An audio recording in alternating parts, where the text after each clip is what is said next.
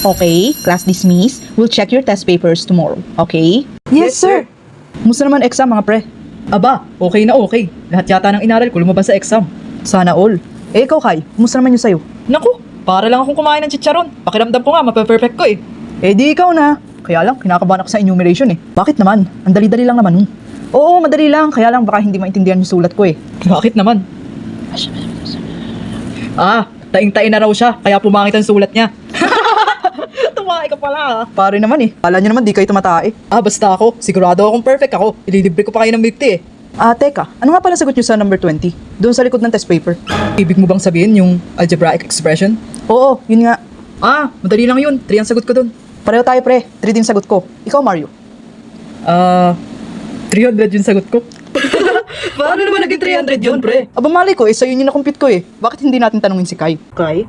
Bakit ang tahimik mo? May problema ba? Anong sabi nyo? Ha? Okay ka lang ba, pre? Tama ba yung narinig ko? Back to back? Yung test paper? Oo pre, mga 12 items yata yun. Teka, wag mo sabihin hindi mo nasagutan ang likod ng test paper mo. Hindi nga! Hindi ko nasagutan ang likod ng test paper ko. Kaya pala nagtataka ako. Ang kusunod agad ng 3926. Akala ko typographical error lang yun. Seryoso ka ba pre? Wala nang bawian sa libre ah. Oo, kayo dapat naman libre sa akin eh. Yan naman ang score ni De Los Reyes Kai. 38/50 po siya, sir. Sayang, kainis.